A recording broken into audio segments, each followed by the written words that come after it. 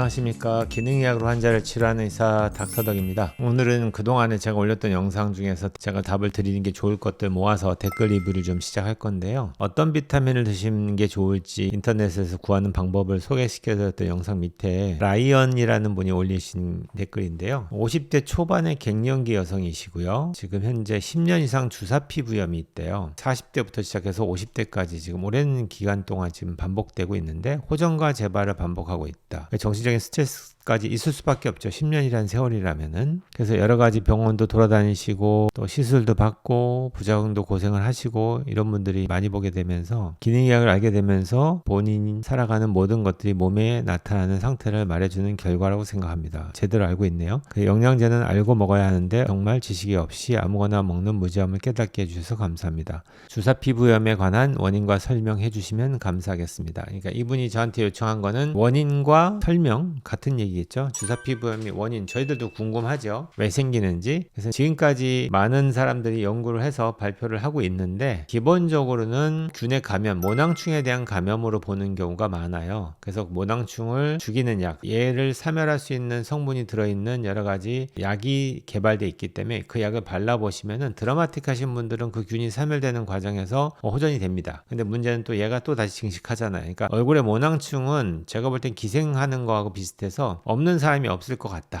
제가 볼 때는. 근데 그럼 얘네들이 왜 증식을 하고 왜 염증을 일으키느냐 이게 궁금한 거잖아요. 제가 예전에 한번 모낭충에 관련된 영상을 찍어서 올린 적이 있을 거예요. 걔네들 습성이 나오는데 재밌게도 걔네들 항문이 없다 보니까 뭘 먹으면 배에 쌓일 거 아니에요. 그러다 보면 나중에 터져서 죽게 되는 건데 걔네들이 많아지면 생길 수 있는 여러 가지 면역 반응과 함께 염증 반응이 생기겠죠. 그래서 그거에 대해서 기능의학적인 접근이라고 한다면은 그런 균도 면역 반응 때문에 얘네들이 못 살게 그런 환경을 만들어 줘야 되는데 우리 몸에 있는 기본적인 면역 시스템이 얘네들을 잡아먹거나 잘 살 수 없는 환경을 만들지 못하다 보니까 증식이 폭발적으로 일어나게 되면은 그로 인한 염증 반응이 생길 수 있다. 이렇게 보는 거고요. 그래서 일단은 음식부터 시작해서 내 몸에서 면역 반응에 관련된 여러 가지 것들이 해결이 안 되는 것들을 찾아서 그 문제를 해결해 주는 게 우리 기능의학자가 도와주는 거겠죠. 그 외에는 저한테 최근 들어왔던 분들은 멀쩡했는데 헬리코박터가 있어서 헬리코박터를 죽이는 항생제를 드셨대요. 근데 그걸 먹고 났더니 장 내에 있는 미생물이 완전히 교란이 오면서 그로 인해서 주사 피부염이 생기신 거예요. 재밌죠? 근데 그게 장내 환경이 안 잡히다 보니까 얘가 계속 반복되는 거예요. 그것 때문에 힘들어서 오셨다고 하더라고요. 그것도 여러 가지 기능의학 병원을 돌아다니다가 저한테 오신 거예요. 그래서 저는 검사를 그동안 많이 하셨기 때문에 이걸 정리한 다음에 제가 분석을 해보고 이 결과를 갖고서 어떻게 치료할지 고민을 해보겠다고 말씀드렸는데 이렇게 다양해요. 어떤 분들은 멀쩡하다가 장이 갑자기 무너지면서 생길 수도 있고요. 어떤 분들은 외부에서 자외선 차단제라든지 여러 가지 화장품들을 많이 쓰다 보니까 그게 누적이 되는 과정에서 생길 수도 있겠고요. 이런 것들이 다 복합체라고 보시면 될 것 같고요. 지금은 모르는 과정이잖아요. 우리가 원인을. 그래서 라이언 이런 분들도 검사를 통해서 정확하게 내가 왜 자꾸 이런 병들이 반복되는지를 찾는 게 더 중요하겠죠. 그 다음에 INC177님이 올리셨는데요. 만성피로와 면역력 약화로 선생님 영상을 여러 개 보고 비타민C와 글루타치온 수액 치료를 받아보려 하는데 의사인 친구가 주사를 하면 혈관이 닫혀서 회복되는 시간이 필요하고 영양제를 외부에서 정맥으로 자꾸 주입하는 게 안 좋고 멘탈 문제로 인한 건강 문제들이기 때문에 수액 치료를 하지 말라고 하는데 이게 지금 일반적인 의사들이 생각하는 수준인 거죠. 기능의학자는 이렇게 절대 얘기 안 할 건데 선배 의사 선생님들의 정리가 필요합니다. 그러면 여기까지 먼저 질문을 답하기 전에 이 앞에 거부터 정리를 할게요. 우선 의사가 되기 위해서 예과 때부터 본과까지 공부하는 그 과정이 여러분들이 어떻게 알고 있는지 몰라도 저는 그걸 다 공부해 왔잖아요. 그걸 다 아는데 솔직히 의대 6년 동안에 우리가 비타민에 대해서 배우는 시간은 거의 한 2시간 정도 이내일 것 같아요. 그거보다 더 짧을 수 있어요. 그러니까 특이학을 시험 친다 이러면은 그 안에서 비타민 관련된 질문이 나오는 게 한두 문제 정도 나올까 말까 해요. 그것 때문에 그 많은 시간을 투자해서 공부할 이유가 없잖아요. 그것만 넘어가면 끝나버리고 나머지 임상적인 모든 과를 공부할 때는 비타민 얘기가 단 한 번도 나오지 않습니다. 즉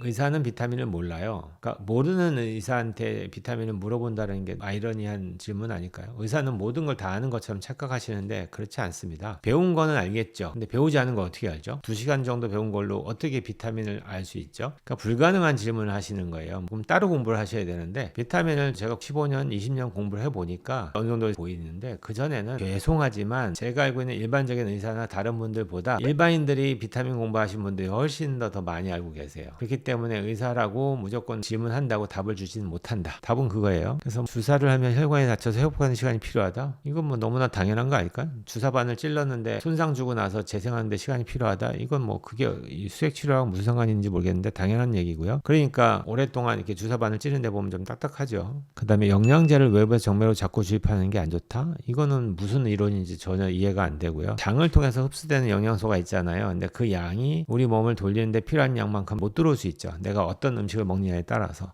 그러니까 그 부족한 부분 때문에 생기는 병을 예방하려고 외부에서 고용량의 비타민을 따로 투여하는 게 이상하다고 생각하시면 영양제를 드시면 안 되죠. 그 다음에 멘탈 문제로 인한 건강 문제들이 있다. 건강 문제를 단순히 멘탈로만 다 본다? 이것도 좀 아이러니하네요. 그래서 질문이 뭐냐? 글루타치온이 산화되기 때문에 비타민C를 먼저 맞아야 하는지, 이것도 산화 환원에 대한 개념이 잘 없으셔서 이런 질문하는 것 같은데, 누가 먼저냐가 아니고요. 글루타치온이 산화되면은 글루타치온을 다시 환원시킬 때도 비타민C가 필요하고요. 비타민C도 역시 산화되잖아요. 산화되는 과정에서 여러 가지 항산화 역할을 할 거고, 산화된 비타민C를 다시 또 우리가 재활용할 때도 환원을 시켜요. 이때도 글루타치온이 필요해요. 그래서 뭐가 먼저냐 뭐가 나중이냐는 의미가 없어요. 둘 다 같이 해도 되고 같이 하는 게 시너지 효과가 나타날 수 있기 때문에 저는 상관이 없다. 같이 하는 거는. 그 다음에 글루타치온은 인퓨전과 슈팅 중에 뭘 추천하는지, 요거의 포인트는 뭐냐면 저희들이 주사제를 게이지해서 투여를 하는 속도에 따라서 이미 이 과정 속에서도 산화되고 있다라고 보는 겁니다. 그건 틀린 생각은 아니죠. 그래서 최대한 짧은 시간 내에 투여하는 거를 원칙으로 해요. 그래서 사이드 슈팅하는 거 충분히 가능하고요. 근데 병원 여건상 환자가 많아요. 그 많은 환자를 돌아가면서 계속해서 사이드 슈팅하고 붙들고 있는 게 현실적으로는 쉽지가 않아요. 그리고 두 번째는 얘도 볼루스 인퓨전 하듯이 사이드 슈팅을 하게 되면 생기는 부작용이라는 게 또 있습니다. 그런 것들을 감안할 때 최대한도로 우리는 글루타치온을 차광된 병에다가 믹스를 해서 요거 맞을 때만큼은 드로핑을 빨리 해서 최대한 빨리 집어넣으려고 노력은 해드려요. 그런 개념으로 이해하시고, 뭐가 낫다 나쁘다 보다 병원의 여건상 또는 여러 가지를 감안할 때 최대한도로 얘가 산화되지 않은 상태에서 집어넣으려고 노력은 한다. 이렇게 정리하시면 되겠고요. 그럼에도 불구하고 산화되어 있는 글루타치온이 들어가면 위험하냐? 이것도 틀린 아이디어예요. 아까도 얘기했듯이 우리 몸에서는 재활용하는 시스템이 돌아가기 때문에 비타민C든 글루타치온이든지 어느 정도 산화된 게 들어가더라도 내 몸에서는 그걸 재활용하듯이 환원시켜서 쓸 수 있고, 그렇기 때문에 한 가지 항산화제만 쓰는 게 아니고 여러 가지 복합해서 쓰는 이유가 서로 간에 크로스 리액션 하듯이 상호 간에 영향을 줘서 산화된 걸 환원시키는 작용들을 도와줘야 되잖아요. 그렇기 때문에 여러 가지 섞어서 맞으면 좀 더 시너지가 나타나겠죠. 그 다음에는 마지막에 올린 지방의 불편한 진실 편에 댓글을 다셨는데, 기름 짤 때 기계가 누르는 압력이 강해져서 손댈 수 없을 정도로 뜨겁습니다. 압력이 강해서 뜨거워진다. 마찰력에 의해서 그렇게 될 수도 있다고 보고요. 참기름, 들기름은 저온 압착이란 없습니다. 이 개념은 제가 포인트 집은 거에서는 좀 벗어나 있지만 제가 한 번 더 안내를 드리면요. 저온과 고온의 압착이라는 개념이 압착할 때 열 얘기하는 게 아니고요. 얘를 압착하기 전에 한번 열에 가해서 덮었냐를 보는 거예요.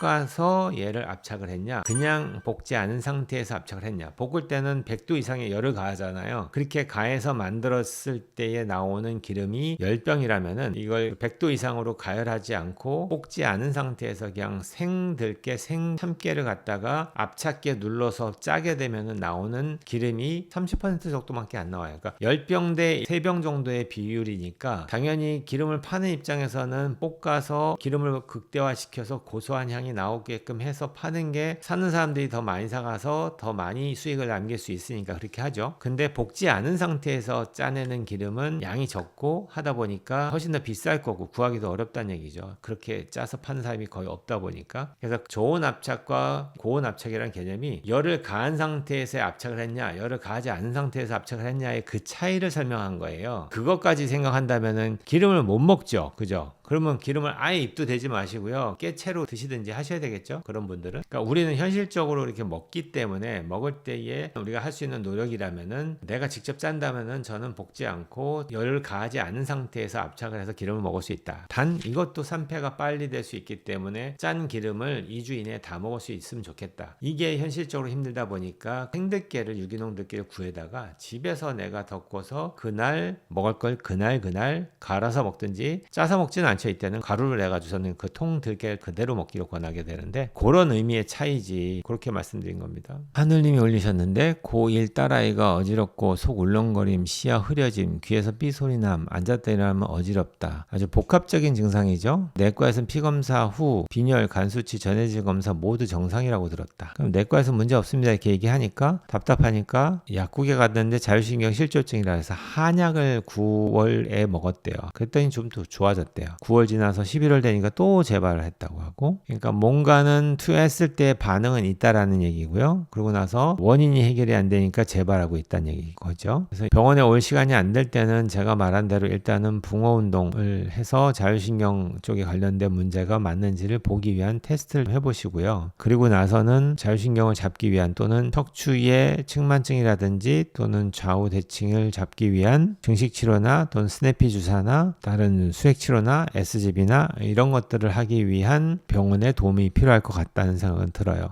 증상만 갖고는 그 원인하고 이런 것들을 다 말씀드릴 수가 없기 때문에 답답하시면은 제가 말한 대로 유튜브 보시고서 집에서 할 수 있는 운동 하시면서 비타민 기본 되는 거라도 열심히 먹으면서 쭉 관찰해 보시다가 그래도 해결이 안 될 때는 검사를 통해서 원인을 찾는 수밖에 없죠. 그 다음은 아라한 사관님이 오메가9는 몸에서 생성됩니다. 굳이 올리브 오일 사 먹을 필요 없이 그 돈으로 오메가3 캡슐 구하면 좋습니다. 재밌는 얘기 하셨는데 일단은 틀린 말은 아니죠. 오메가9이 우리 몸에서 합성될 수 있다 보니까 필수 지방산은 아니에요. 근데 우리 몸에 충분한 양을 스스로 만들지 못할 때가 있어요. 필요한 양은 이만큼인데 또는 내가 먹는 식습관에 따라서 필요한 비율이 더 많아질 수 있는데 그렇지 못하고 우리가 지방산 검사를 해보면은 비율이 맞아야 되잖아요. 내 스스로 만드는 거라면 우리 몸에 필요한 지방산의 비율이 맞아 떨어져야 되는데 실제 혈액 검사를 통해서 환자들의 지방산 분포를 검사할 수 있거든요. 해보면은 많은 분들이 생각보다는 오메가9이 부족한 상태로 결과가 나와요. 스스로 만들 수 있는 지방산인데도 불구하고 그 얘기는 비율적인 문제나 내 몸에서 만드는 양은 있긴 하지만 내가 필요한 양만큼을 다 만들 수 있느냐는 또 다른 얘기죠. 그래서 부족한 경우가 많다 보니까 추가로 넣어주는 걸 이상하게 생각할 이유가 없죠. 충분하게 먹어주면 저는 좋다고 보고요. 그렇다고 오메가3가 필요 없다는 얘기가 아니기 때문에 오메가3는 오메가3대로 필요하고요. 오메가9도 필요할 수 있다. 이렇게 정리하면 될 것 같아요. 그 다음에 이분은 또 들깨를 살짝 덮고 통째 먹으면 오메가3 외에도 마그네슘도 좋고 좋은 것 같은데 어떤 분들이 씨앗이고 껍질이고 간에 섬유질이 많아 장에 박히고 장누술 유발하고 호박씨, 해바라기씨 등 모든 씨앗 종류를 멀리하라고 해서요. 씨가 좀 다르죠. 호박씨하고 해바라기씨 같은 경우에는 껍질이 되게 단단하고요. 또는 껍질에는 뭐 렉틴부터 시작해서 소화가 안 되는 음식들이 분명하게 있고요. 파이토케미칼도 있다 보니까 원래 씨앗 자체가 식물이 동물이 먹지 못하게끔 만들기 위해서 하는 성분들이 많이 들어있는 건 맞아요. 근데 들깨 같은 경우에는 여러분 씹어보시면은 못 씹을 정도로 딱딱하거나 그러지 않으시죠? 그래서 식이섬유도 많고 하기 때문에 저는 가루를 내서 먹는 거에 대해서는 저는 추천하는 편이고요. 과연 이걸 먹었다고 해서 이게 장에 박힌다라고 표현하셨는데 이게 한 번이라도 실험을 통해서 확인한 적이 있는지 모르겠지만 조금 오버한 설명이지 않을까 하는 생각이 드네요. 그래서 이제 기름을 대신 쓰는 걸 중단하셨다는데 저는 이제 반대로 설명하죠. 기름을 짜서 오랫동안 보관하면 산패가 되기 때문에 오히려 더 안 좋다. 저는 환자들한테 그렇게 얘기하고요. 직접적으로 저희 집에서도 아침에 새우 넣은 계란탕 할 때도 통들깨 집어넣어서 씹어서 저는 먹는 편이고요. 아무튼 저는 괜찮다라고 환자들한테 설명하는 편입니다. 오늘 여기까지 공부하겠습니다. 온 국민이 건강해지는 그날까지 닥터덕은 여러분과 함께합니다.